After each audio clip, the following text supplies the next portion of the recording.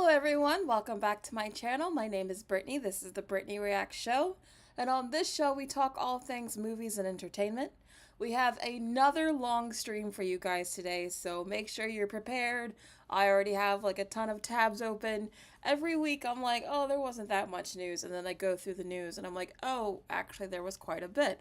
So we have a lot to talk about. We're going to talk about the Snow White controversy and how Disney's is basically having a huge headache on their hands trying to promote this movie. We're going to talk about the Stitch trailer. I did do a whole separate video reacting to it, so we're not going to react to the trailer here, but we are going to talk about sort of the reactions to the trailer, like how positive people are and the fact that this might actually be a hit. We're going to talk about a lot of things, some Marvel stuff, some things that the Russo brothers said. We're going to talk about how important Superman is to the entire studio of Warner Brothers. So yeah, we have a lot to go over. Thank you all for being here. Hi, Fake Mustache. Hi, Charlie. Hi, Valerie. Hi, Ethereal Dragon. Hi, Cream Cheese. Hi, The Black Star. Hi, Josh. Hi, Cinnamon Roll. Hi, DeBoy. Hi, Jared the Great. Hi, Potato Girl. Hi, Natanya. I know I saw your name earlier. Yes, so like I said, we have a lot to go over, so let's just jump straight into box office news. So, let's start off with Mickey 17. You guys know, if you watched my live stream last week, that I really loved Mickey 17, genuinely. I thought this was a great movie. It's not for everyone. I can admit that it's niche, and that if you don't like Bong Joon-ho's style, you're probably not gonna like this movie. However, I've loved most of his movies. The only movie I saw of his that I didn't care for was Okja, but I've loved like all his other movies. So this worked for me. I thought Robert Pattinson was not only super talented in this, but also super hot, which I thought I appreciated. But unfortunately, the movie is not gonna do as well as I would have hoped. It's being sent to digital only 18 days after its release, which is not a good sign. That means the studio has lost faith in the film, and they don't think it's going to make much more in theaters.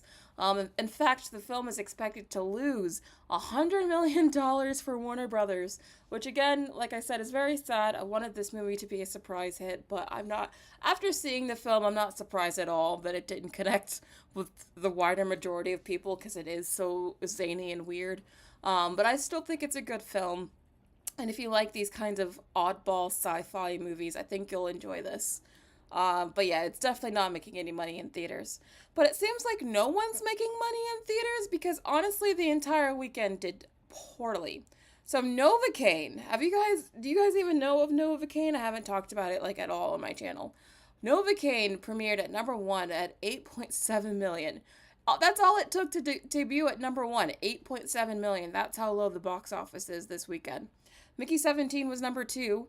The Black Bag, another new film, opened with 7.5 million. That's awful. Captain America Brave New World not opened, but is at $5.5 million now. Not making much money at all at this point. They're likely to pull it soon. And then even the new Looney Tunes movie that just opened only opened at 3.2 million. So this is the lowest box office weekend of the whole year, I believe. That's how bad this is. Really, the whole year so far has been bad for the box office. Like, these movies have been, like, flopping back to back, movie after movie. It's been quite, honestly, scary for Hollywood. I think I keep reading, like, a lot of articles talking about how no one's, like, greenlighting anything. People are afraid to make big decisions, especially the executives, and like, so there's not as much getting made right now because no one knows what's going to be a hit. So this is really bad. I think they're confused because they don't really understand what people want now. People say they want original stuff. We've even talked about it on my channel. A lot of you guys have mentioned that you want new original stuff. But then when new stuff does come out, like Novocaine, Mickey 17, Black Bag, all original films, they don't do well. So then that's why they keep relying on their box office, surefires, or at least they used to be, which are like the big IP blockbuster films, because they feel like those are safer. But even now, those are not as safe as they used to be, as the MCU is falling apart. A bunch of other franchises are falling apart. Yeah, it's just not looking bad for the entire industry. It's not even just like a Disney thing or one studio. It's kind of everyone at this point. But seeing this list here, are you guys really surprised by how poorly this box office weekend went? Did you guys even see any of these films? I know a lot of you have been saying you haven't been interested. If you haven't seen any of these movies, why not? What's keeping you from going to the movie theater at this point? Okay, Nicholas Wilson had not even heard of Novocaine. I definitely think that the marketing is part of it. I think the marketing could have been better for almost all of these, except for Captain America. I feel like you could use that excuse for all of them except for the Marvel movie. But yeah, I think the marketing definitely could have been better. Josh says, at least Novocaine had an 18 million budget and the Looney Tunes movie had a 50 million budget, while Black Bad had a $50 million budget. It's nice for those particular films that their budget was so low, but it doesn't really help out the rest of the industry when, like, they're still bringing in such tiny numbers, you know what I mean? Like, yeah, I guess that's good for them, but, like, not really. Especially if they're, like, only going to barely break even and it cost that low to begin with. That's kind of embarrassing. Mythic says the movies recently haven't interested you. Du Bois says, what's keeping me from theaters is being sick for one. Oh, I'm sorry. I hope you get better. But in terms of the flopping, I feel like most of these haven't had good marketing. Yeah, the marketing, I'm seeing a couple people say marketing. Rodney Dollar says you bought tickets for you and a friend, and it was $71 for 2 tickets? Where do you live? I don't even think it's that pricey for, like, New York. Unless maybe you're seeing, like, IMAX 3D, I don't know, Lincoln Square. Even then, that's really pricey. But yeah, I do think that prices going up is definitely hurting people. That's for sure. Also, there's no need for repeat viewing, as Rodney also just brought up. Why go see a movie a second time in theaters when you know it's coming to digital soon? You would just wait until it's at home. Okay, so it was for IMAX. Okay, I was like, it had to have been. Astronomy says, won't go to the movies until at least Thunderbolts. You won't go to the theaters until Thunderbolts? Oh my god, that's terrible. But probably Wicked Part 2, and then Avatar. So that's it. That's all you're seeing. Those 3. Thunderbolts, Wicked, and then Avatar. That's really bad. That's really, really bad.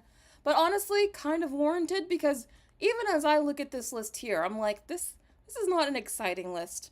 Other than Mickey 17, there's not a movie here where I was, like, really excited for it. Like, there's no big event film in this list. Captain America should have been an event film, but as we'll talk about later, Marvel's going through some problems. So yeah, there's just, like, not really exciting movies they're even, like, putting out. Like, I don't think that Hollywood's really putting forth their best stuff right now, which I think is definitely hurting people. I mean, all of the cinema scores for all of these movies are in the B range, which is really not good. If you guys have been following for my channel for a while, you know a lot of these new movies, when they come out, have a terrible cinema score lately. Like, it's actually more common to have a bad cinema score than a good cinema score lately. And that just means the audience has not been enjoying most of what's coming out in theaters lately. So of course they're going to stop showing up if you guys just keep putting out not good stuff. I really think it's that simple. It's just Hollywood needs to make better movies. I know that's easier said than done, but you used to be able to do it a lot more consistently. So I'm not really sure. I mean, I do have a few ideas of what's going on, but Hollywood really needs to fix their ish. But it gets worse because they also don't, even when they do deal with franchises and IP, they don't always get respect. So if you guys care at all about Looney Tunes, Warner Brothers has they have removed the entirety of their Looney Tunes Rolodex on Max. So all of their movies and TV shows are gone. And apparently they're doing this as part of Warner Brothers' plan to prioritize adults and family programming. Children's programming like Looney Tunes and Sesame Street is reportedly no longer a priority due to low views. So that means you're going to get less of this stuff, which I think is really sad for kids. Um, Looney Tunes was a bit before my time, but when I was a kid, I did watch Sesame Street. And it's sad to think that, like, there's just not enough focus on kids' content anymore. Um, I feel like kids really do need their own special content that's not just what, like, their parents or their older siblings are watching. And I feel like that's what's happening because Hollywood has taken less of an interest in making kids content. And this is just, further part of the problem. Um, I'm not really, like I said, I'm not super familiar with Looney Tunes, but I do know that it's like a well-beloved brand. I know a lot of people were upset when Warner Brothers was planning to, like, just basically not even show the Looney Tunes movie, but then another studio was able to save it. But then it seems like not even people didn't even show up anyway. So I don't know, maybe David Zaslav was right. But I don't know. I just feel like there needs to be at least some sort of kids content doing well somewhere. I find that to be another issue with Hollywood that I feel like they really have at the moment. But are you guys, for any of the Looney Tunes or Sesame Street fans, are you upset by this, or do you think this makes a lot of sense? If this says you've been really disappointed by Warner Brothers lately. Brandon says kids are just watching YouTubers now. I know they are, but they're watching, like, freaking the Paul brothers, or they're watching, like, Kai Kent on Twitch. And I'm like, first of all, they're not actually kid-friendly streamers, no matter how they present themselves. So if you really watch and say, like, hear what they're saying, they're not really kid-friendly. And I feel like there needs to be, like, dedicated kid stuff. A little, 7-year-old, 6-year-old should not be watching, like, Logan Paul. You know what I mean? Fake Mustache says there was barely any marketing for the Looney Tunes movie. Yeah, that's another thing. The marketing was not good. Yeah, Josh says neither of them are great role models. Exactly. This is a really big issue that I wish would be resolved. But honestly, whenever they do make kids-focused movie, they tend not to do well, which is why they have pulled back. So again, it's like a catch-22 situation where it's like, people say they want a thing, but then when they do make the thing, people don't show up for it. Like, again, with this exact example here, Looney Tunes. So I don't know. It's just very frustrating overall. Anyway, moving on. So China just had okay, so have you guys heard of this movie from China? It's called Niza 2. I haven't really been talking about it because I don't follow Chinese movies at all. But I had to cover this one because it just became the 5th highest grossing movie of all time, passing The Force Awakens? ? And the vast majority of its money is made singularly in China, like China alone.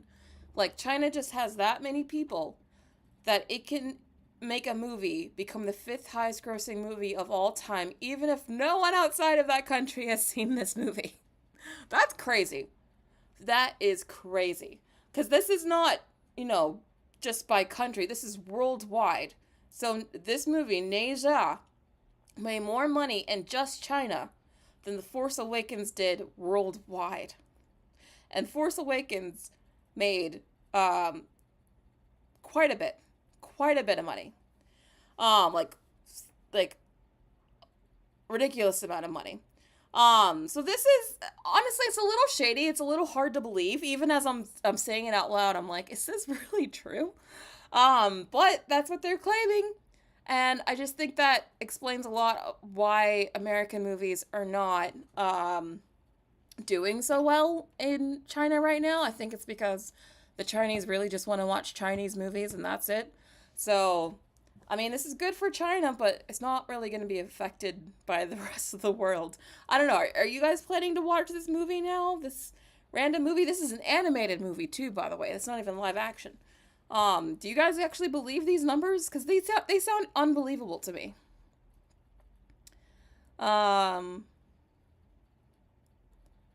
Yeah, a lot of you have never heard of it. Charlie says, it's insane how this hasn't had much coverage. Yeah, I mean, I think people aren't covering it because everyone's like, this sounds crazy and we don't know what this movie is and we don't care. That's kind of the vibe I'm getting from, like, the American press right now.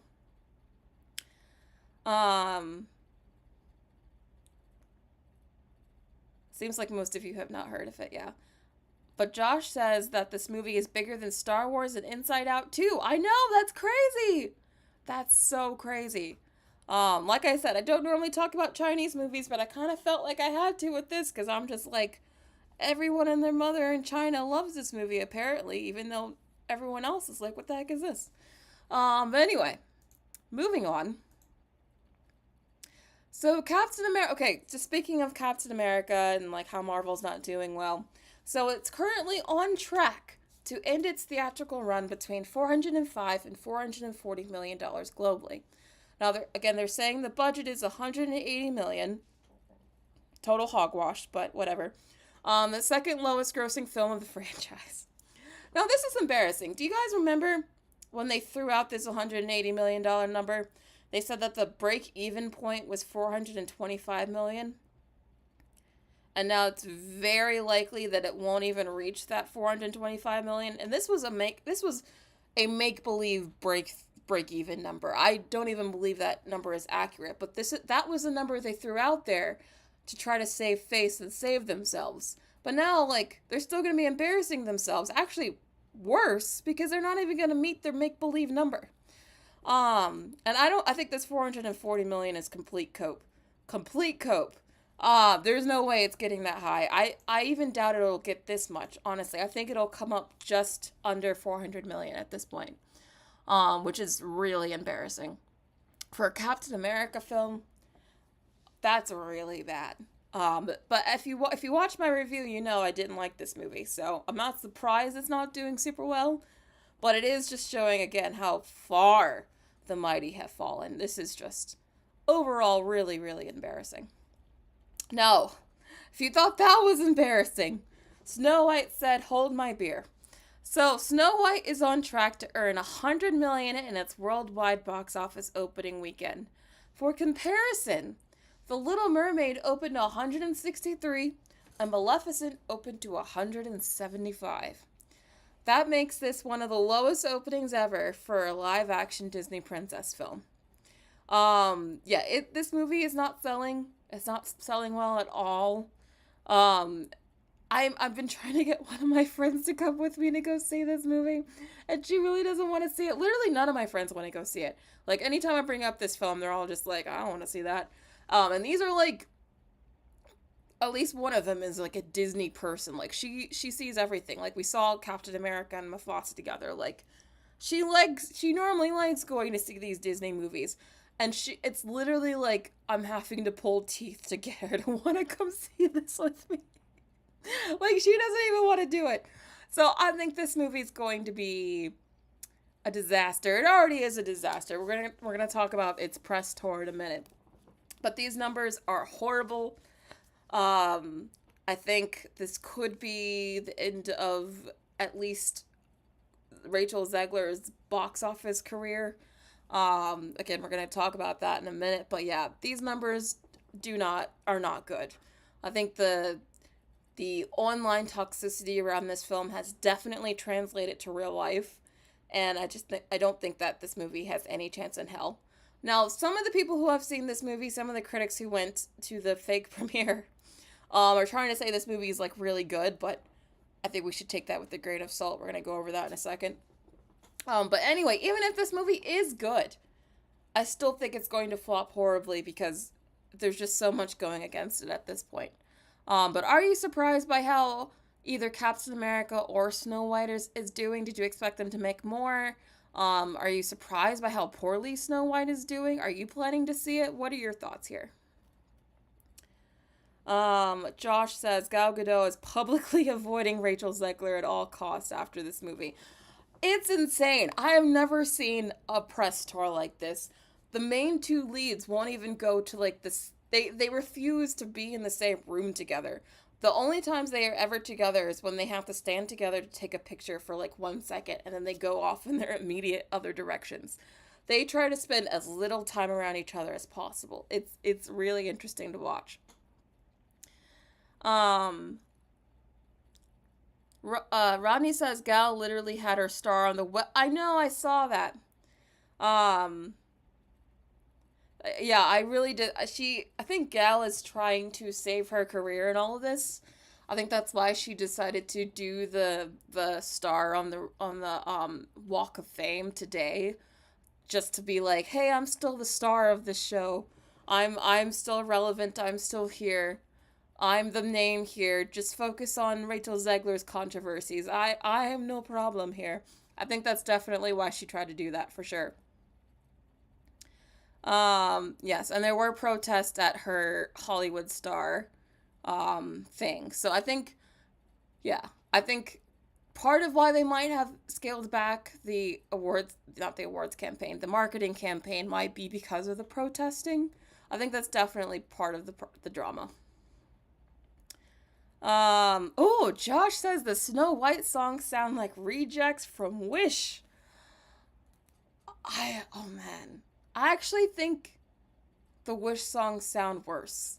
Okay, here's my thought about at least the one new song that we've heard from the new Snow White movie. If this were like sung by a different princess 10 years ago, I would say it's actually not a bad song. But it doesn't fit Snow White, and we've had too many of these low voice, belty princess songs that I feel like they just don't fit every princess, this kind of song, firstly.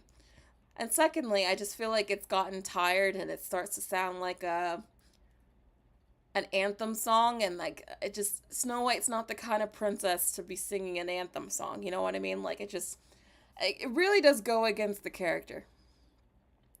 Um I haven't even listened to Gal Gadot's song, okay? Like I haven't even gotten there yet. But I've heard some things.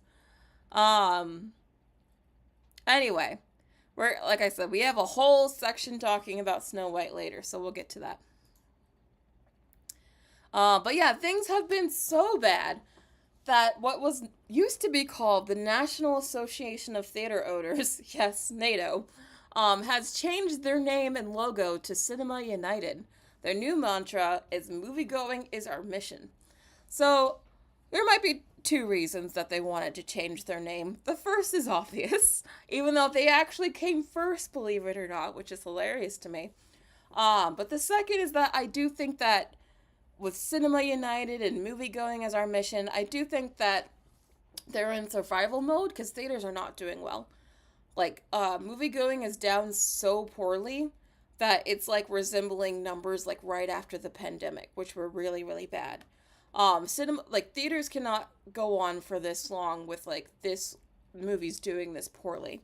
So I think part of this brand change is like, instead of just being, a National Association of Theater Owners, I think this is becoming more about like we must save the theatrical experience. I think that's what they're now focusing on mainly, and just like trying to get people to go to the theater, which is really sad, and it's truly a sign of the times. But I really do think like the box office, the year, Hollywood, everything's going this poorly that I think this mission is actually needed. But I just found this to be fascinating, so I was like, oh my god, moviegoing is our mission. Damn, things are really bad. But yeah. Are you guys even familiar with what this is? Do I have to explain anything? I just thought this was really interesting. You guys are all laughing at the NATO thing. I know, it is funny. Donata says, people ish on the song from Wish, though I've got to be honest, At All Costs actually became one of my favorite songs of last year. I haven't listened to all the songs. The only one I've heard is Living on a Wish or something like that. The main big anthem song that Rachel Zegler has to sing.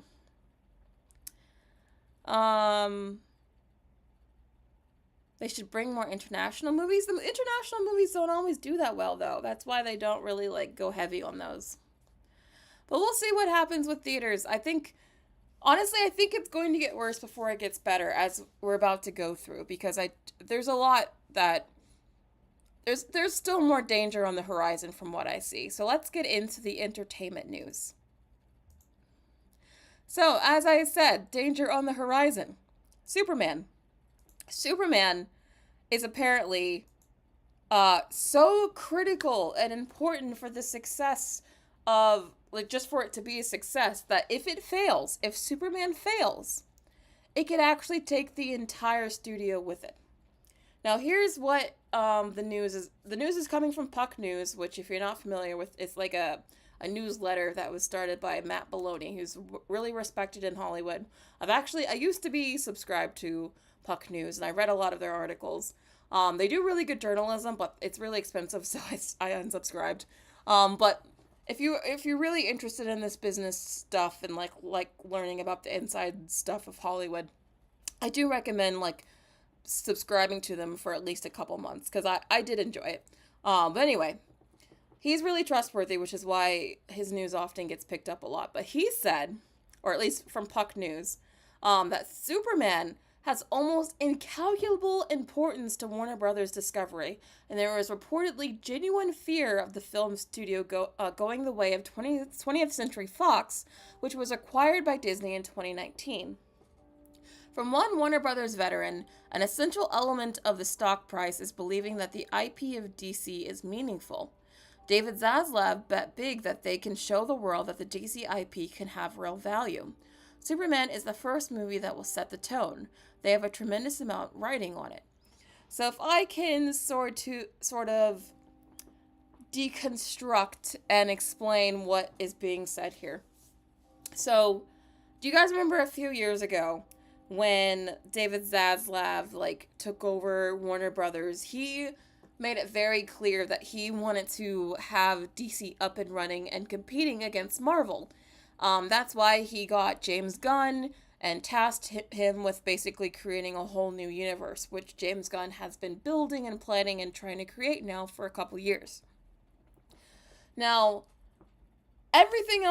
almost everything else that's coming out of Warner Brothers is failing and flopping badly. I mean, their film studio is doing really, really poorly at the moment. And one of the things that Zaslav has been doing to try to keep the stock price up is by promising that this rebooted DC will be huge and compete with Marvel. All of this essentially. He's basically staked the future of this company on the idea that James Gunn will be successful in being able to reboot this DC universe, which starts with Superman. Which is why Superman is so important, because if Superman is a success, then they can carry on with this reboot that they want to do, and all of the other DC movies that James Gunn has planned. However, it's a flop. If Superman is a really big flop, then that means not only does that put every other movie that James Gunn wanted to do into jeopardy because it might not get made, but then it also means that Warner Brothers really doesn't have much going for it as a studio, since this is the last big property and IP that Wall Street has any faith in. But they will lose that faith if Superman flops, which is why Superman is now more than just a superhero film. It's essentially, it's going to be a bellwether for whether or not Warner Brothers as a studio gets sold. That's why they compared themselves to 20th Century Fox, which got sold to Disney.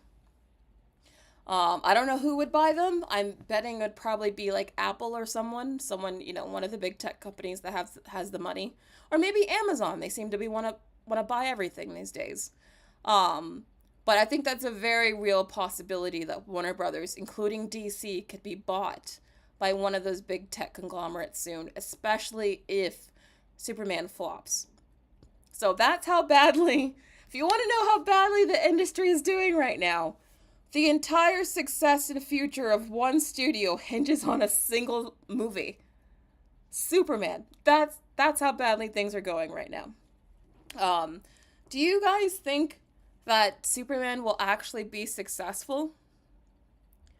I'm still very much on the fence. On one hand, I do think the trailer looks good. I don't like the weird filter they put over it, but I think the tone is right. I like David Cornsweet as Superman. I like Rachel Brosnahan in the role.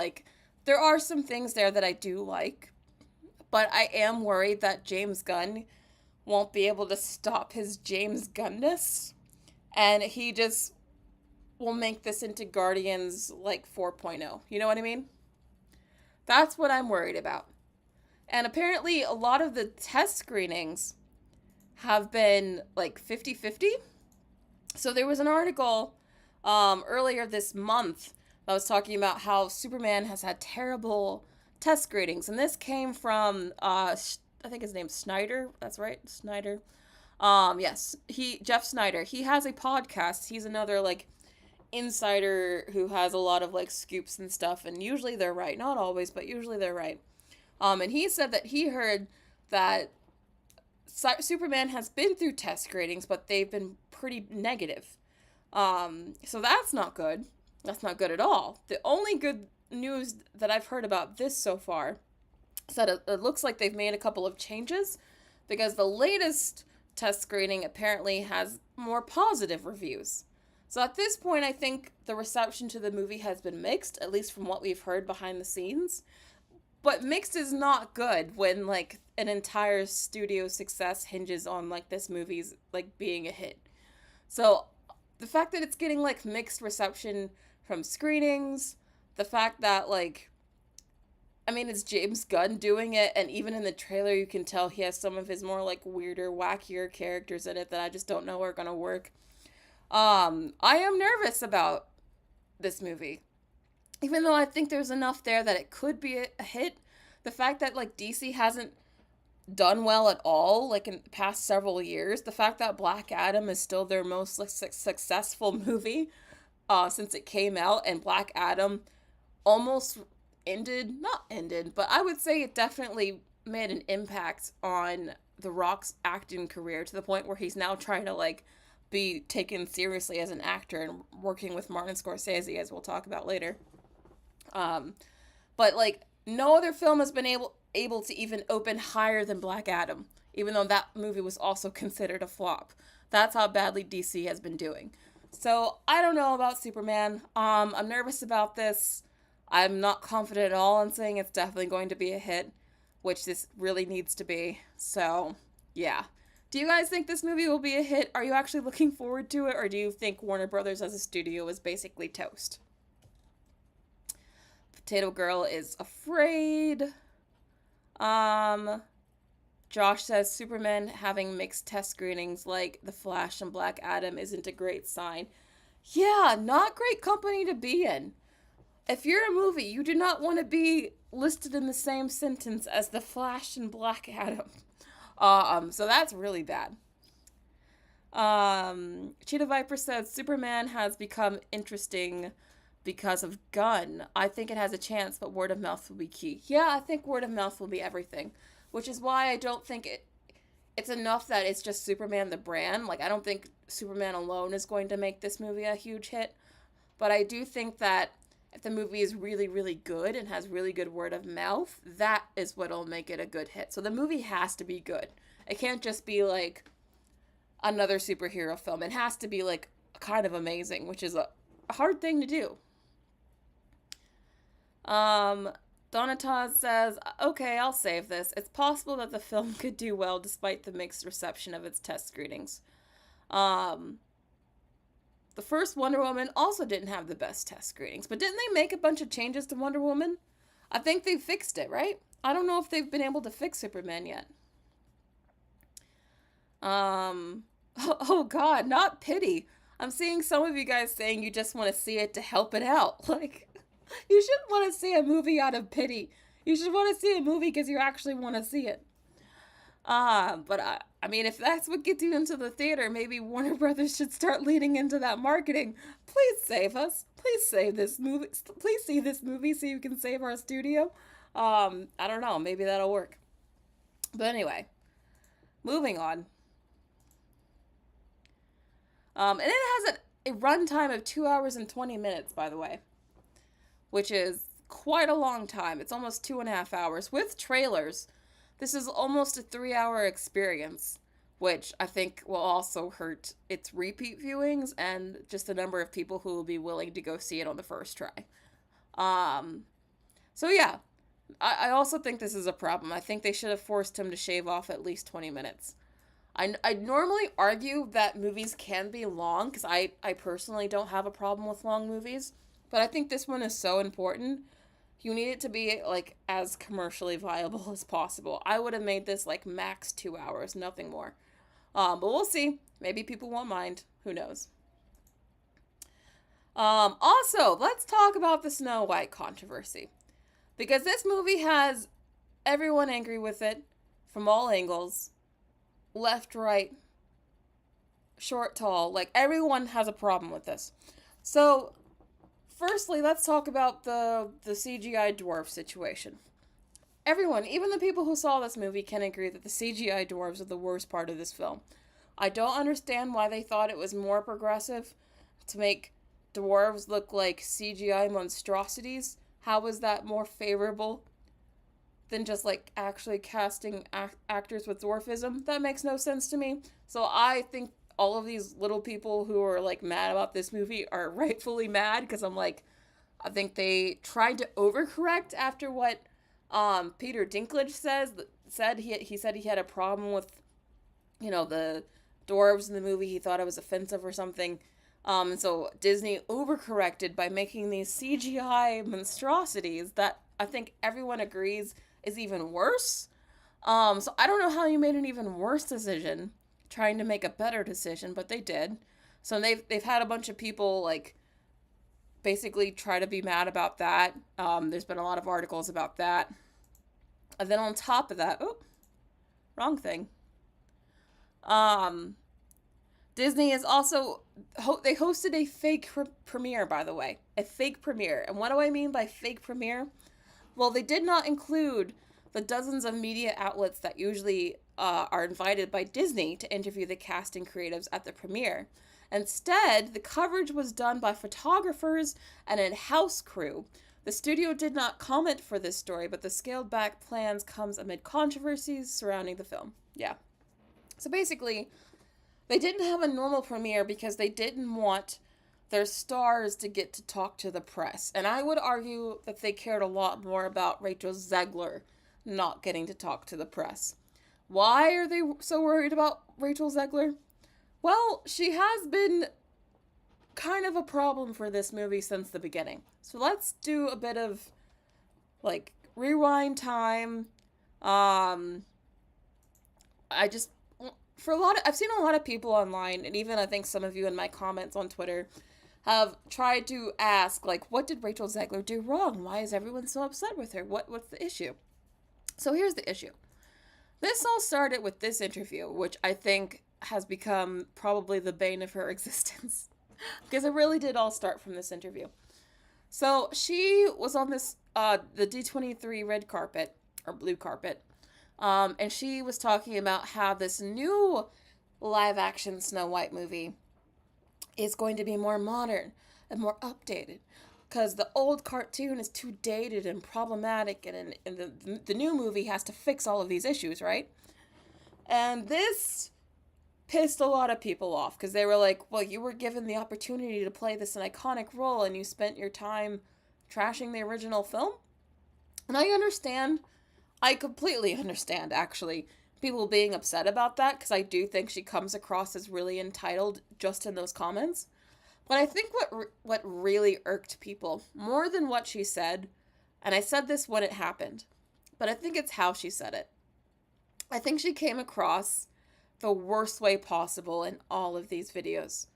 She comes across like that spoiled theater kid who got all the roles in high school, so she thinks she's tough shit and like everyone's jealous of her or everyone likes her. So she has this inflated opinion of herself and thinks that everyone's just going to agree with her.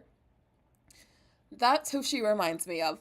And as someone who went to a performing arts high school for theater, she reminds me of a couple people that I went to high school with. Let me tell you, Rachel Zegler is a whole type. She is a type that I've seen before, and I think she is a type that is just not for everyone. I have nothing against theater kids. I am a theater kid. In fact, because I've been doing these shows, I spend a lot of time with theater kids. Not all of them are like this. I just want to, defend us for a second, okay? But there is a certain type of theater kid who gets a really big head really early in life because they're a naturally good singer or they might be a good actress, and so they get a lot of the lead roles even from like when they're a kid. And because of this, they get a really huge ego, a super inflated sense of self that makes them kind of terrible to be around. This is Rachel Zegler. She is that type. And I think people peeped that, and that mixed with her words is why people don't like her. I think this is a personality thing. I think she does come across as unlikable to a lot of people. Some people disagree. I know I've had conversations with some of you on Twitter about this. Some of you disagree. Some of you are like, I like Rachel Zegler. She's done nothing wrong. What's the issue with Rachel Zegler? But let me tell you, this type is not for everyone. I do think she has tried to calm down some, but I think people can tell that she's just faking it, so it doesn't come across as authentic. It's even the facial expressions, it's the condescension of which she says everything. All of it comes across as like a huge ick for the majority of people. Some of you disagree. You're probably also theater kids, and that's fine. But that's the issue of it. You might think it's small. You might think it's inconsequential. She said nothing. But it's not even really what she said. It's how she says it and how she comes across. That's really the issue here. And that's what started this whole backlash against this movie because of her. Which is why there was even like a whole Variety article talking about this. Talking about the controversies of between the two actresses. And they used her face squarely in the thumbnail too for that Variety article. So this wasn't even like they were really trying to throw it wasn't even like they were really trying to throw Gal Gadot in there. Like they made it very clear that this was Rachel Zegler's fault. Variety, a huge trade magazine, which is really not good for Rachel Zegler's career. And I said on my Twitter, I said, with all that Disney is going through because of this movie, because of Rachel Zegler, I would not be surprised if Rachel started like having a problem getting roles in Hollywood. And it seems like I was right, because she just got out of doing this Broadway show, and now she's doing a show on the West End, which is a revival of Evita. Now, if you're a theater kid, that's a huge deal and a huge role. So I'm sure she's excited about this. But also, this tells me that she's not getting the same blockbuster offers that she was before. Because before, she was kind of exclusively doing that for a long time. Like, she went from West Side Story to, like, she was in Shazam, she was in The Hunger Games, and of course now Snow White. Like, she was getting those big lead roles in pretty big movies, working with big Hollywood talent. And now, back to back, she's doing something on theater, like in theater. This tells me that the theater community accepts her because they see her as one of them, right? But this is telling me that Hollywood is not giving her those same roles anymore, so she's having to go back to theater. So yeah, I really think this has been a disaster for everyone involved, but mostly Rachel Zegler. I really do think that this is something that she's going to have to, like, claw her way back and build her career back from. But what do you guys think about this whole situation so far and what Rachel Zegler has been accused of? Do you think that the drama around her is warranted? Please be honest. I want to know your thoughts.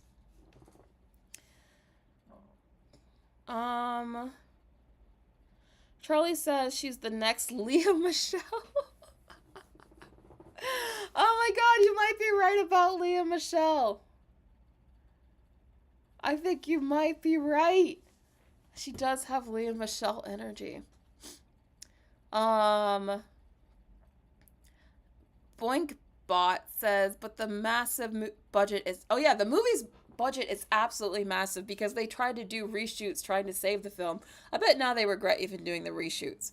But yeah, they had really expensive reshoots on top of an already really expensive movie. So yeah, the budget for this is insane as well.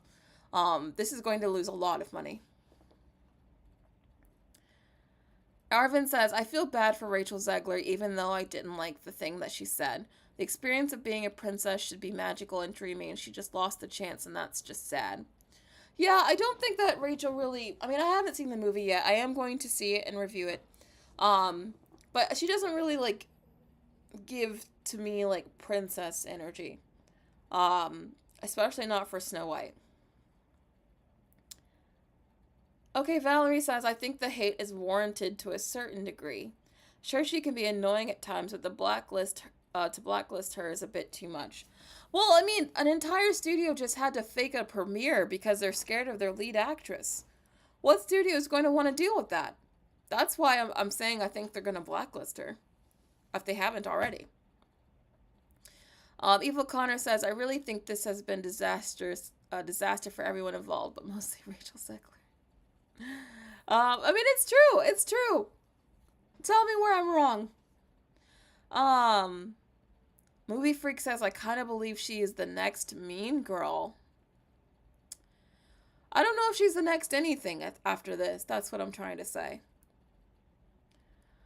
Rodney says, Gal's acting has been really bad or laughable bad. I've seen people compare her to evil. Oh. Yeah, I mean, I'm really excited to see Gal Gadot's acting. I do think it's going to be bad. I've already seen clips from the movie that looks really bad. So yeah, I mean, honestly, everyone, like I said, everyone involved is going to take a hit. Even Gal Gadot, because I think her acting is just going to be so bad at this point that, like, it can't be denied that she's a terrible actress after this movie. Now, oh god, where did the, hold on. Yes, so some of the early reviews, as I mentioned earlier, have been positive, and a lot of them have been saying that Rachel Zegler, particularly, was like a standout of the movie. Now that might be true. However, I would take all of this with a grain of salt, just because these are the people that were handpicked by Disney to go to the premiere and see the movie for a reason. Which means these are the most shilliest of shills that you can imagine that were always going to say something positive no matter what. Even if they hated the movie, they were always going to frame their, at least social media reactions somewhat positively because they want to keep their access to Disney. So that's why I would take all of what these people say here with a grain of salt. The movie might be good, but I don't think that you can trust what the very curated and handpicked crew of journalists that got to go see this movie. I don't think you should trust what they say because they were picked for a reason. Sorry. Oh god, so sorry. I don't think you should believe everything that they say because again, they were handpicked for a reason. So yeah, it's nice that the movie's having some positive reviews, but is it? I just don't think we can trust it. Not even a little bit.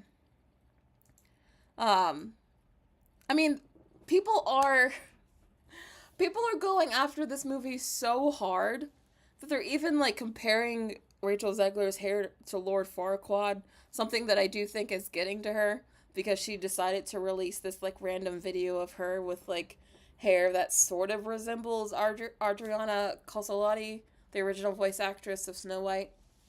I think she's trying to make a point of hey, I am actually pretty with better hair.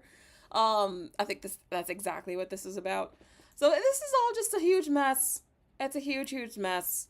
Don't believe all the reviews you see yet until people actually see this thing, because I just don't think that everything that we've seen from so far, I just can't imagine it's as good as what they're saying.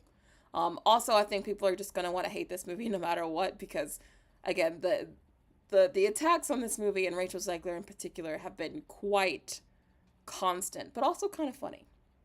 But anyway, that's the last thing I had to say about Snow White.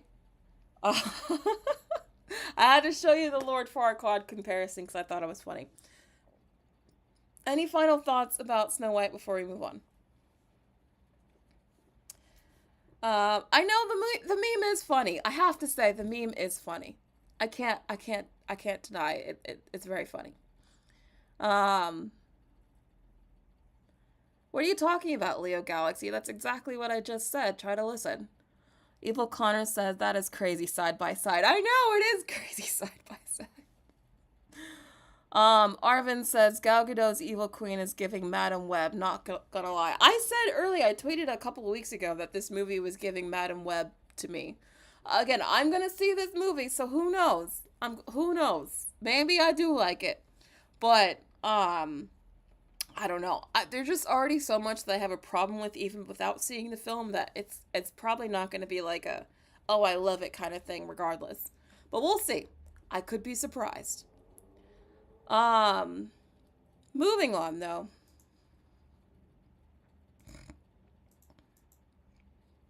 Oh yeah, I wanted to show this just because, yeah, this movie is like not selling at all. Like they're projecting about 50 million opening weekend for this movie domestically, and I just do not see that even happening. With the way things are going, I don't know. We'll see. Now let's talk about Marvel. I did tell you that I was going to talk about Marvel and how this is also failing, and doing pretty badly.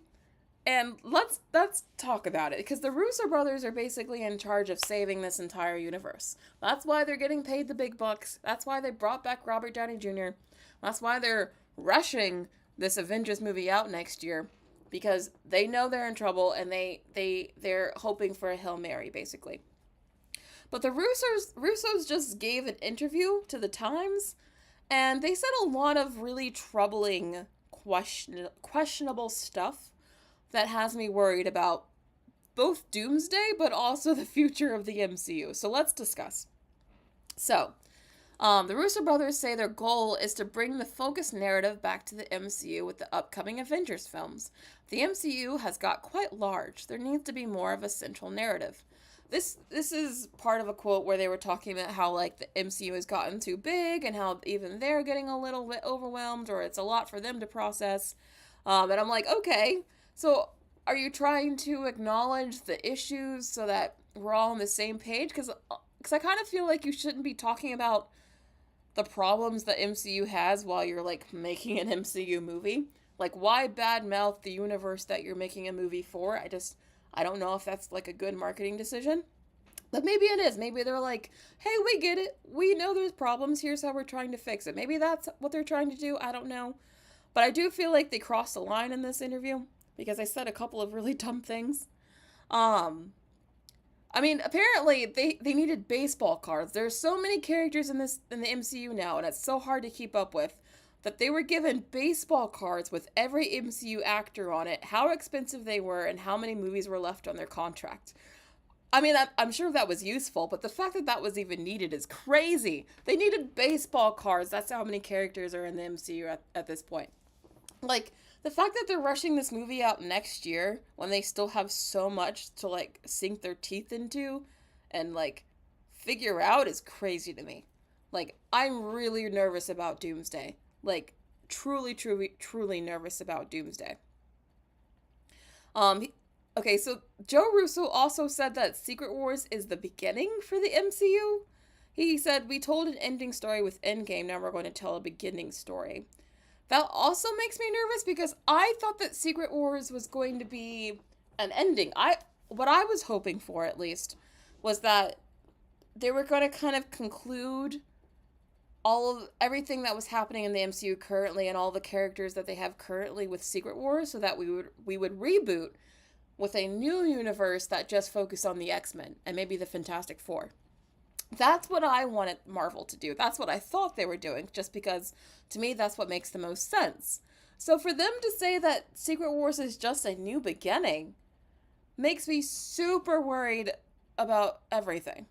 First of all, do you mean this is the new beginning with the X-Men too? Because I don't like the idea of the X-Men coexisting with the Avengers and all these other characters. Part of what I liked about the Fox X-Men movies were that they were kind of in their own space, doing their own thing.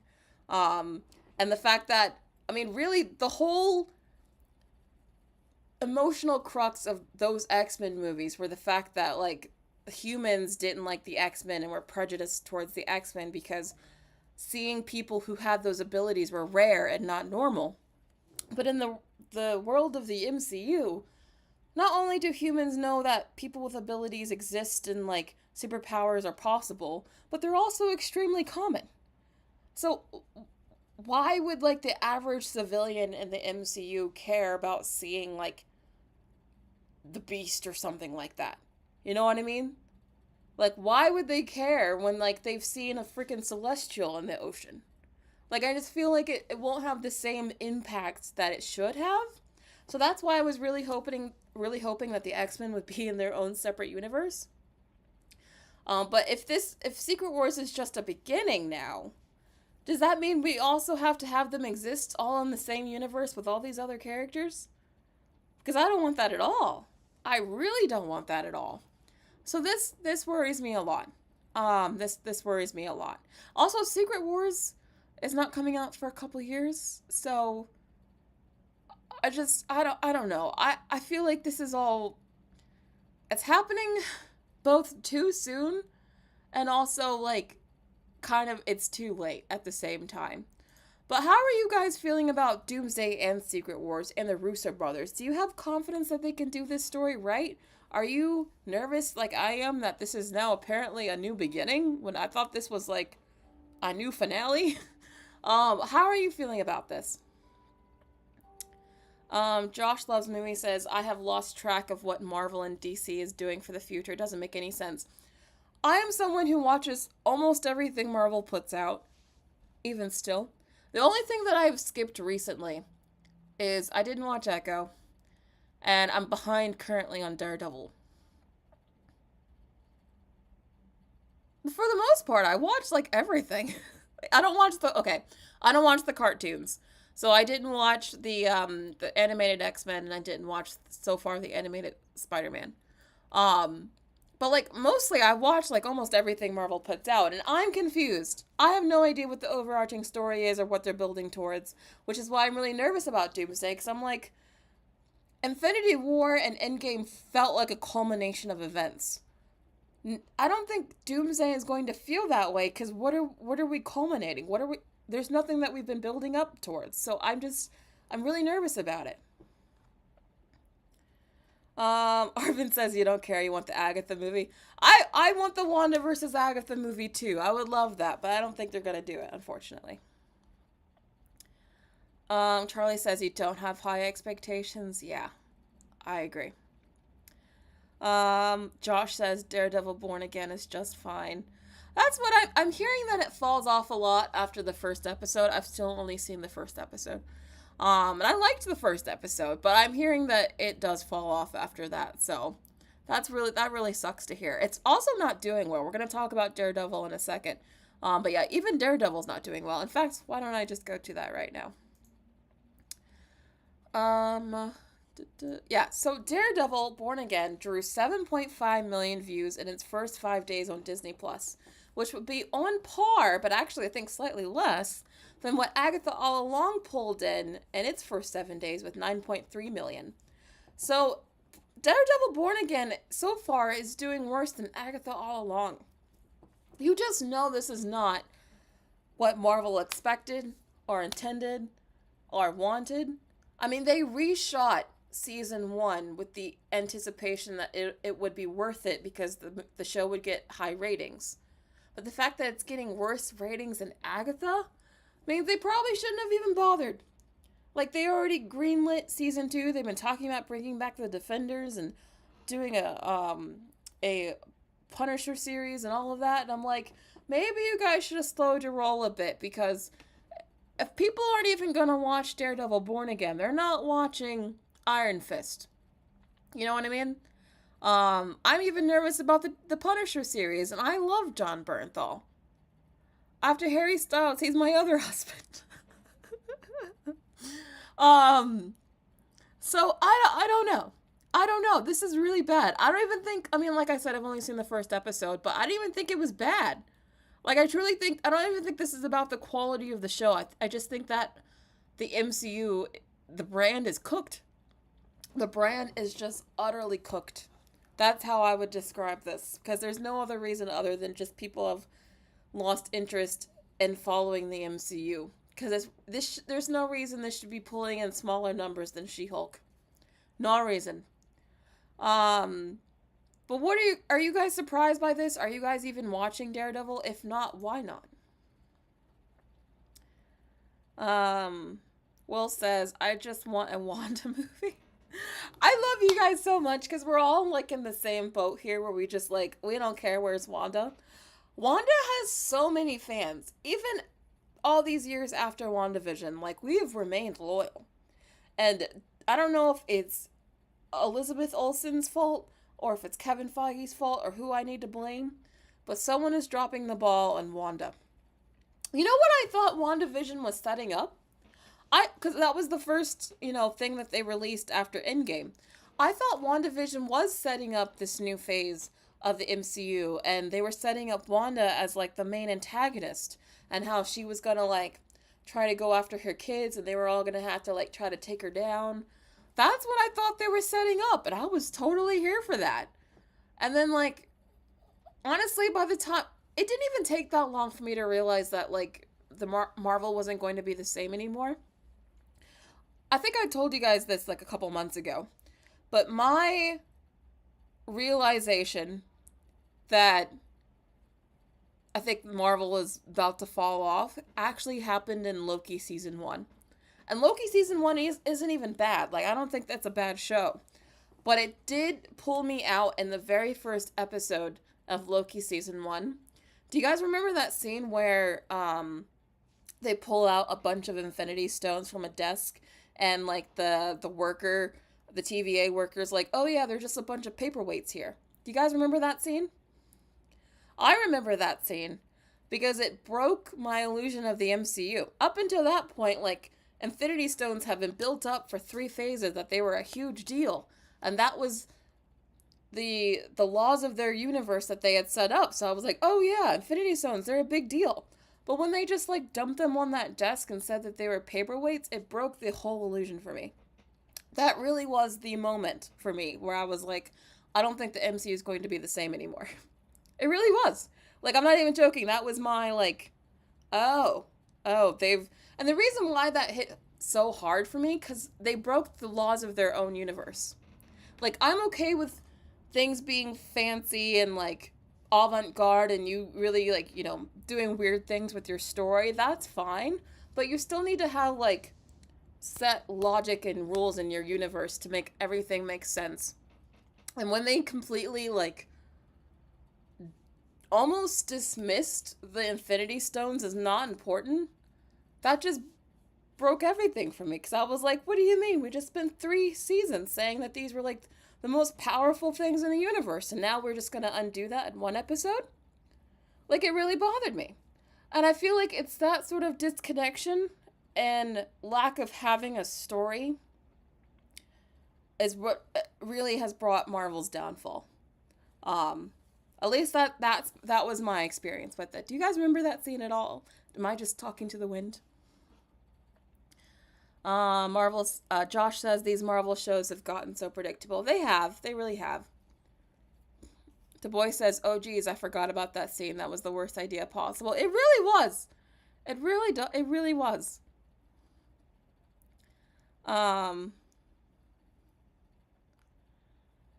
my God, Leo, what are you talking about?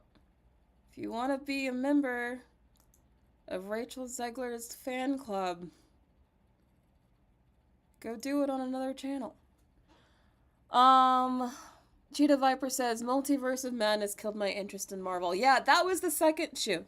I think the first shoe was that scene in Loki. The second shoe was how they did my girl Wanda dirty in Multiverse of Madness. Because then I was like, oh, they're not even, like, keeping up continuity between the shows and the movies. Because, like, Wanda was a whole new character. That was the second shoe for me to drop. That was like, oh, I think I really am done. I think those are both huge mistakes. But anyway, we have to keep going because, like I said, there is more to discuss. Where did I leave off?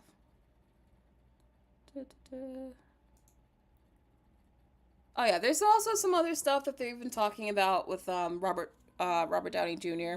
and his Doomsday. They did confirm that Tony Stark's death in Endgame is part of Doctor Doom's story, so they did confirm that obviously Tony Stark and this Doctor Doom do have some connection. which obviously they had to have, because I mean, they have the same face. It's the same actor. I'm glad they confirmed it, but I also don't think it really needed to be confirmed because, like, obviously they were going to be connected. But at least we know now. But this is another thing that has worried me. Do you guys remember, like, a couple weeks ago when we went over those leaks, like the concept art leaks from the Avengers Doomsday, and how I was actually raving about them because I thought they looked so good? Well, the Russo brothers just confirmed that wasn't their concept art, so there's nothing to spoil there. So now I'm like, oh, so we don't know what this movie's going to look like or be at all. And the one thing that actually had the fan base hyped, they just denied. So now I'm like, oh, well, great. That was like the one thing you guys had going for you, and now you just like ruined it. Also, I'm a little confused because that concept art looked very official. For that to just be like a random fan that was trying to dupe people, they spent a lot of time on it. Which almost makes me think that they're lying. That it is real concept art, but it's not concept art they're currently going with, so that's why they're saying it's not real. Because that just looked like too official to me. But yeah, that's also a really big bummer, because I actually thought that stuff looked good. Are you guys upset about this? Did you guys want to see that concept art? Because now I'm like, well, we have no idea what to expect. You just denied the one thing that we were actually looking forward to. That's crazy to me. I know, well, I hope they're lying. I really hope they're lying. Yeah, Rodney says this is bad. Charlie says, I hate that Downey is coming back. Hire new actors. Same with Jason Momoa. Yeah, I don't like that James Gunn is doing the same thing in DC with Jason Momoa and a couple of other DC actors. If you're trying to, like, do something new, you should have just gone with, like, new characters, like, from the bat. Like, reusing actors I do think is lazy. Like I said, I do think this is the hit the button, emergency stop. We need all hands on deck. We need a Hail Mary. Get Robert Downey Jr. back. This is the we need to save Marvel move, because this is like the most desperate thing they could have done. I'm seeing some of you said all hope slipped away. Yeah, I'm just surprised they actually admitted this. They should have admitted it. I mean, this movie actually got people excited. That concept art actually got people excited, and now they're just like, no, it's not real. So, that sucks. Another reason I'm really nervous about those movies is because lately the Russo brothers can't seem to make good movies anymore. Have you guys heard of The Electric State? It was a Netflix film starring Chris Pratt and Millie Bobby Brown, who is having not a lot of fun promoting this movie because the press can't stop calling her old. But anyway, the film got a 19% on Rotten Tomatoes, which is actually not even that shocking because a lot of Russo Brothers movies have been getting really low Rotten Tomatoes scores lately. They basically haven't had a well-received movie since Endgame. So now a lot of people are wondering, like, are they washed? Like, can they only make good Marvel movies? Like, what's going on with them? And they did make good stuff before they started Marvel. That's how they got the job. So it's like, how did them leaving Marvel just suddenly make them untalented? Like, what happened? And then on top of this, the budget was $320 million, making it one of the most expensive movies ever made. $320 million for some Netflix film that's not even going to theaters. Of course, Hollywood is falling apart right now when they're doing stuff like this. This is just obviously not sustainable. Why are they spending this much money on a weird CGI robot movie that no one has heard of, with a Netflix star and Chris Pratt, who is a star, to be fair, but still, to not even send it to like theaters to try to recoup some of the money, like the movie was made to lose money because it's going straight to streaming, that's just crazy to me. And obviously unsustainable. Did anyone even see The Electric State? And if you did, do you trust the Russo brothers to now take care of the Avengers movies? Because I have to say, I'm very nervous after this film.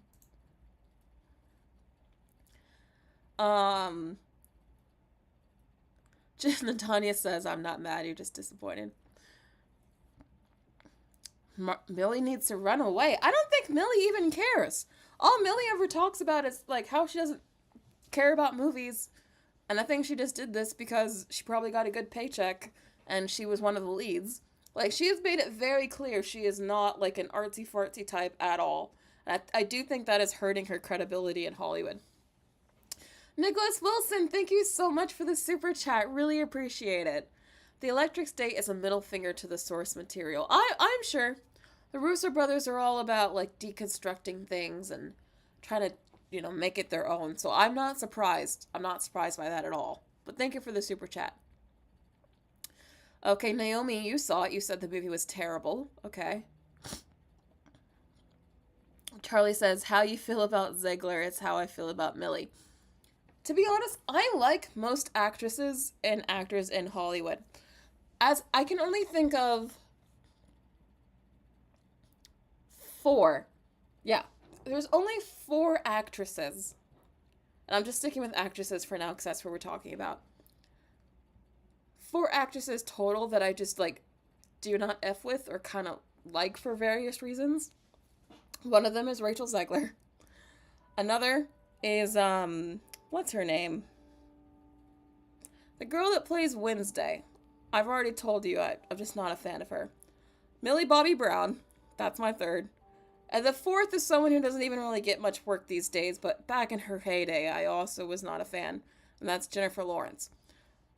But those are, like, the only actors that, like, I actively have anything against. I like most actors in Hollywood. If I don't like you, it's because you've done something that's rubbed me the wrong way. And those are, like, the only 4 actors I can think of that have done something that has rubbed me the wrong way. Oh yeah, Jenna Ortega. She rubs me the wrong way. But, like, generally, I like most actors. But, like, those are the 4. I'm just, like, every time I see them in a movie, I'm, like, immediately less interested. Eugene Johnson says, I didn't think it was that bad. Chris Pratt's hair was horrible, though. So that's so funny, because I'm looking at his hair in the picture, and I'm thinking, he actually looks really good in that hair. But maybe it looks worse in the movie, I don't know.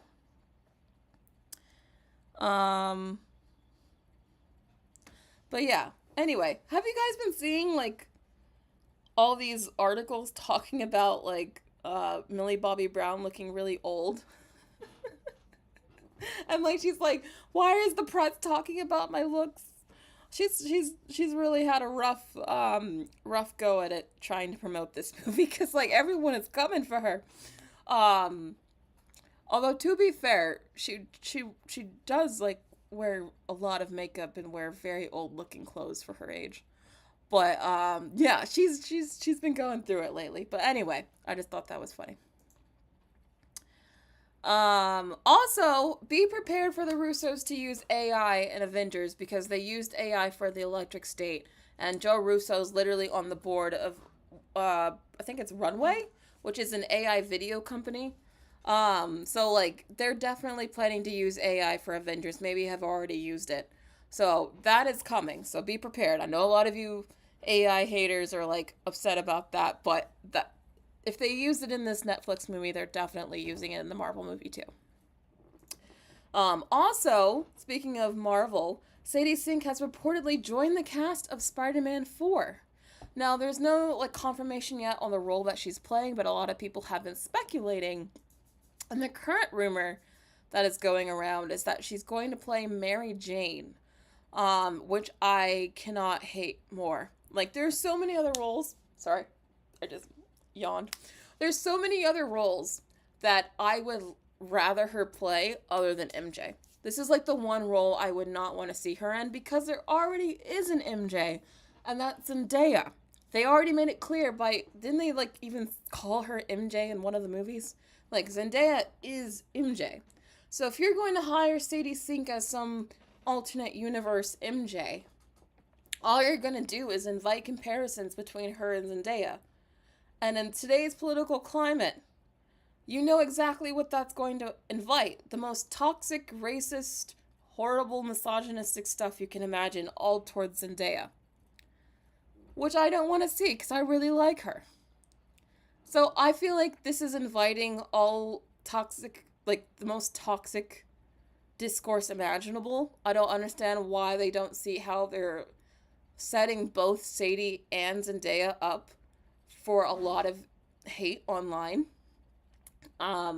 I think this is, if I was Saddie and I was offered Mary Jane, I would have said no. Because I don't think in the end this will help her career. Because I think it will upset a lot of people. Some people will be happy, but I think it will make enough people upset that I don't think it'll hurt. I don't think this will help her reputation going forward. If this is the role she's taking on. It might not be. Might be something else, but this is the main rumor that's going out right now. So that's why I'm against this casting and why I would not want to see this happening. Would you want to see Saddie Sink as Mary Jane, as MJ? How do you feel about this?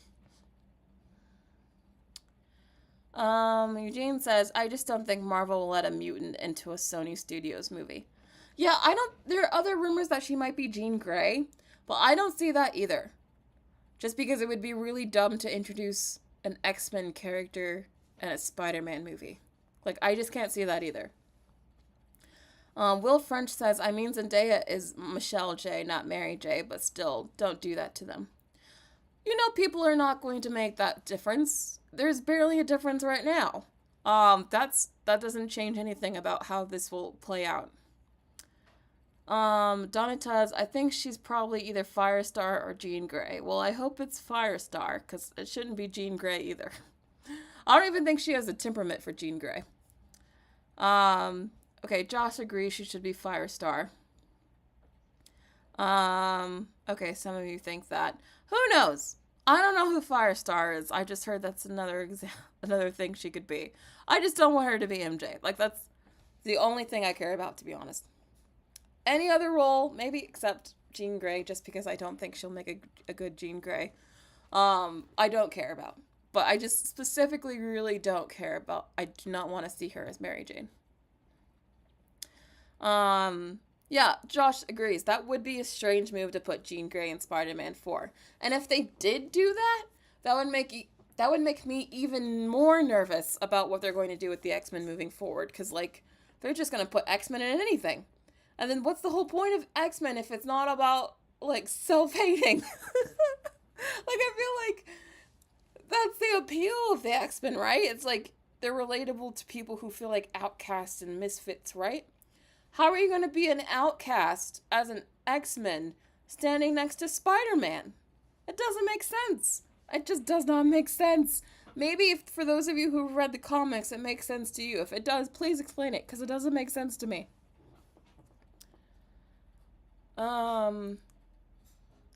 I hope I could be Tobey Maguire's daughter. I would actually be okay with that. I would be really okay with that. Just not MJ. That's like the one thing.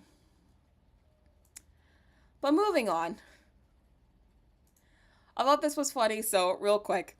But have you guys do you guys remember Jacob Batalon? Who plays Ned in the Spider-Man movies? He was being, I think, didn't he start this? I swear he started this, and now he's like owning it. But the internet likes to call him the CEO of sex. That's like a funny like nickname they give him. And I thought he had a really funny comment about that, so I thought I would just share it. He says, first of all, it's an honor. I feel like people come to me for sex advice all the time. It kind of seems like it was all an ironic thing, but also I'm not going to turn it down. And then there's this picture that I think Discussing Film made. I just thought this was really funny. That's all. Yeah, I guess he's just going to lean into the CEO of sex thing. Thoughts?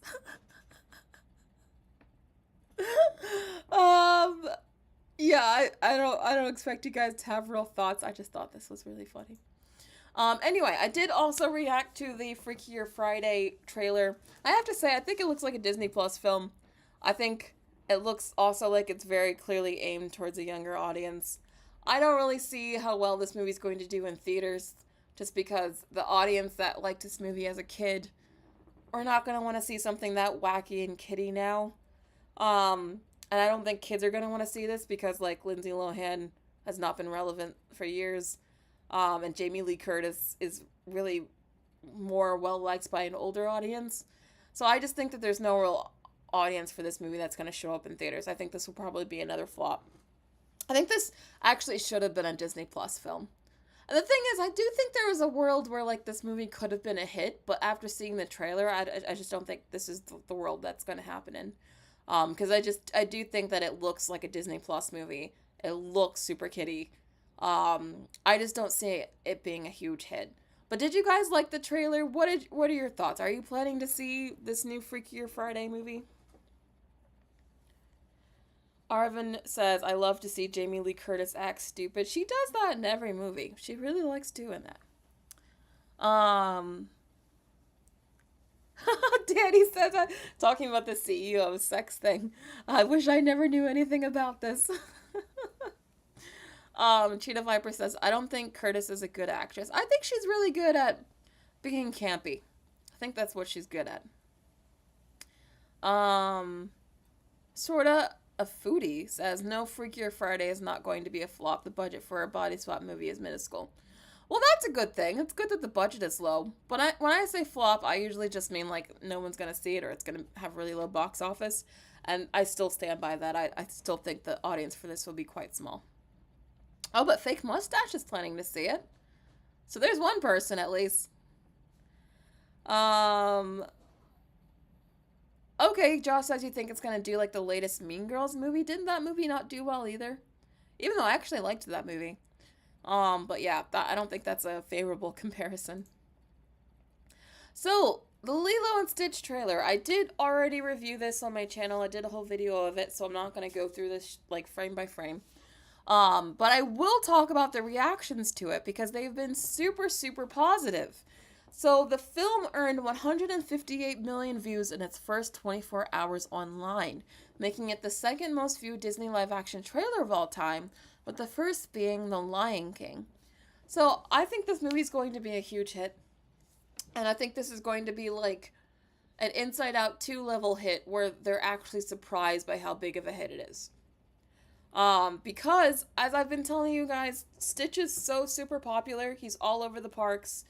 Even when he's, like, out meeting, he always has a line of guests that want to, like, meet him, even still. I feel like Stitch never really went out of relevancy, even though the last movie came out, like, ages ago. And Lilo and Stitch is still highly regarded as, like, one of Disney Animation's, like, better films. I think that mixed with the fact that the trailer looks so source accurate and actually looks like a really good movie, I think this movie could potentially do, like, huge numbers. I think this movie could easily make $1 billion, but I like I said, I think it can make even past that. I'm thinking, like, Inside Out 2 level territory. I think this can make, like, $1.5+ billion.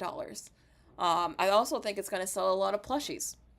I think this movie is possibly going to be the movie that maybe starts turning things around for Disney. Although I'm trying to think about what's coming out afterward. They do have Zootopia and Avatar, which is good. But then they also have, like, Elio and that Hoppers movie, which I think look really, really bad. So, I don't know. But I do think this will be a bright spot for Disney this year, for sure. Did you guys like the trailer? Are you planning to see Lilo and Stitch? Are you surprised by all the hype and excitement around it? Oh, Danny says, you think Stitch will be Disney's biggest hit of the year? That reminds me, how do you guys think Avatar is going to do? No, seriously, how do you guys think Avatar is going to do? I mean, everyone always says, don't bet against James Cameron, and usually I also say that as well. But I do think for Avatar 2, what helped it so much was the long gap between 1 and 2, and everyone wanted to see what took so long. But now between Avatars 2 and 3, there's only like a couple of year gap. And now I'm a little worried that, like, it won't benefit from all that built up demand. So the reason why I bring up Avatar is because they still have Avatar 3 coming out in December. For this to make more than Avatar 3, that would mean Avatar 3 would have to underperform a bit. But that's possible. I do think it's possible. Do you guys see this making more than Avatar 3, yes or no?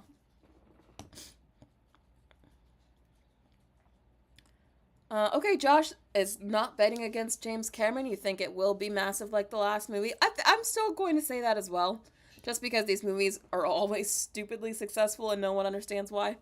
But I think that if this one does underperform, I can kind of understand why. Um, oh, Danny, you said you forgot about Avatar. You think it's lost some of its excitement? Okay. Um, Wait, what? You think Hoppers is going to be Avatar 2.0? I don't think so. Um, Eugene says in 2025, no. At the end of its run, yes. Okay. Wow, that would be huge. If Lilo and Stitch ended up making more than Avatar, that would be huge. I think they would truly. I heard a rumor a couple years ago that Disney was considering, like, making Stitch their new Mickey, in the sense that, like, Stitch would kind of take over Mickey as, like, Disney's mascot.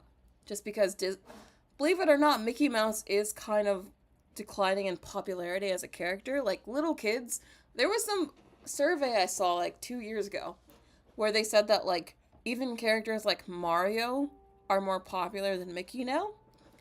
So, if this movie is super successful, I can see them, like, potentially going through with that plan and, like, making Stitch the new Disney mascot.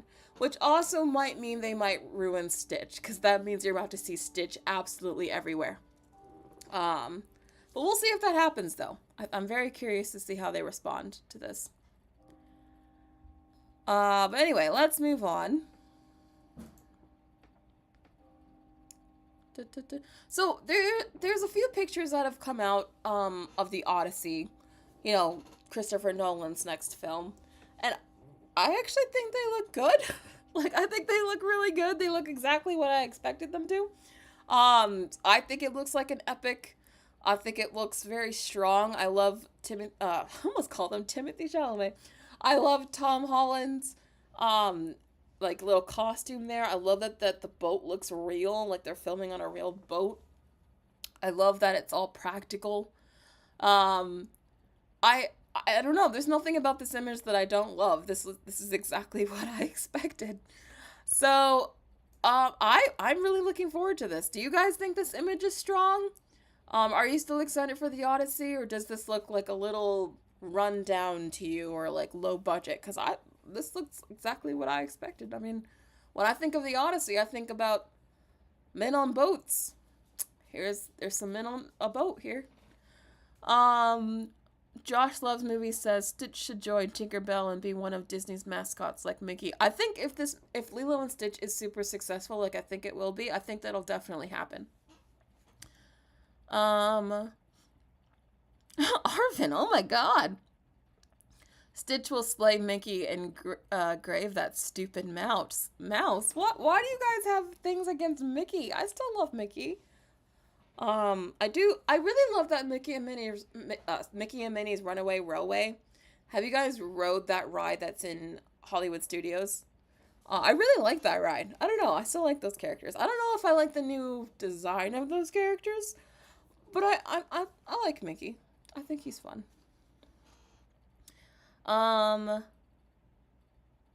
Blue Gecko Nerd says Christopher Nolan is probably taking notes from James Cameron. Maybe.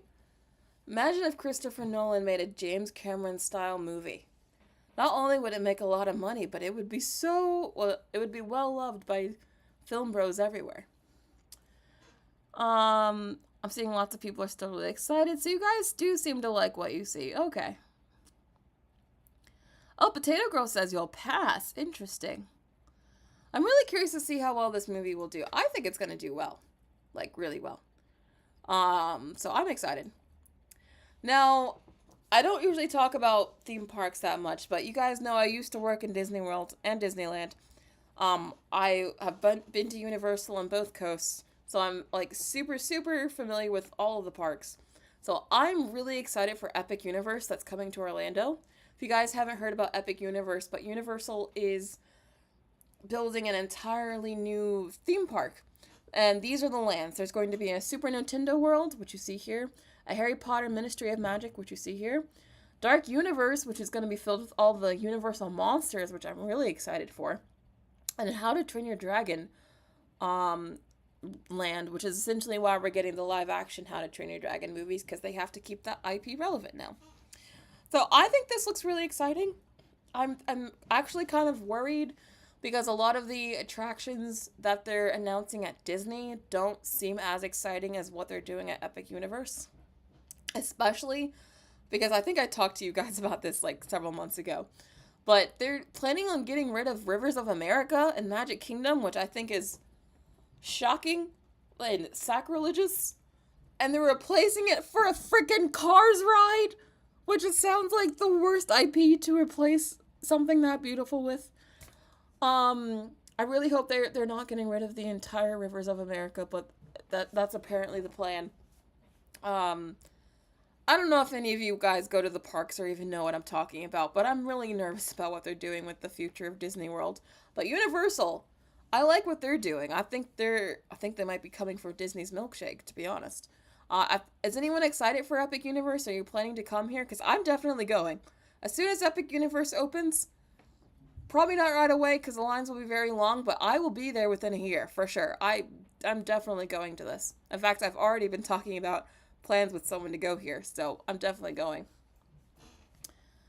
They're not getting rid of Magic Kingdom. They're getting rid of Rivers of America. Do you guys, if you've been to Magic Kingdom, you might know that in Liberty Square, there's a river there where there's like boats and you can do canoes. There's Tom Sawyer Island in the middle. They're getting rid of that whole like river area, filling it in with mud, and then making it a Cars attraction. Which sounds like the worst idea I have ever heard. But that's what they're doing. And I'm very upset about it. Danny says they should add a Wicked section. Oh, I would love that. Imagine if you could actually go to Shiz and like walk around Munchkin Land. Oh, if Wicked for Good is as successful as the first one or even more, I would totally love for them to like at least give us a ride. I think that would be so fun. But anyway, moving on to the next topic. We're almost done, I promise. So there's a new trailer for Black Mirror. I don't know if you guys are still into Black Mirror. I feel like the show's been on for forever, and I think it's definitely lost a lot of its hype. I tried to watch the last season, and I didn't think it was... I thought it was one of the worst seasons they put out ever, to be honest. I didn't even finish it. I miss when the show was actually about technology and, like, the dangers of what technology can do. But now it's like the creators apparently feel bad about giving technology a bad image, so they've decided to like move away from that sort of, and I'm like, why would you do that? That's like your whole show. But anyway, at least we're getting a part 2 for one of my favorite Black Mirror episodes, which is the Star Trek spin-off one, the spoof one. I forgot the name of it. USS McAllister? Is that what it's called? Trying to get this to load. But we're getting a sequel to that. And I'm really excited because that's, again, one of my favorite Black Mirror episodes. So I'm happy that we're getting to see more of that. If this ever loads, what the hell? Oh no. It's being weird. But do you guys even watch Black Mirror anymore? Do you care about this show? Because I do feel like it has fallen off. I also love Nosedive. I would love if they made a sequel to Nosedive. That would be cool. They're bringing back Will Poulter from Bandersnatch, which I liked Bandersnatch, although I know a lot of people didn't. But I thought it was cool, and playing through it, I thought it was fun. But yeah, like I said, they are doing a sequel to that USS Callister episode as well with Christina Ricci. So I'm very excited to see how that shapes up. How are you guys feeling about Black Mirror? Are you still interested at all in this franchise? Will you watch this new season? Yeah, Danny says the episodes aren't as shocking anymore. Yeah, they're all just drama. And I felt like if I wanted just drama, I could watch like The White Lotus, you know? I wanted like sci-fi dystopian tech bad drama. Like, that's what I wanted. I don't want this I don't know, like, I feel like they're just trying to be a new show at this point, and that's why I didn't like the last season. Although I did like the first episode, but that was, like, pretty much it.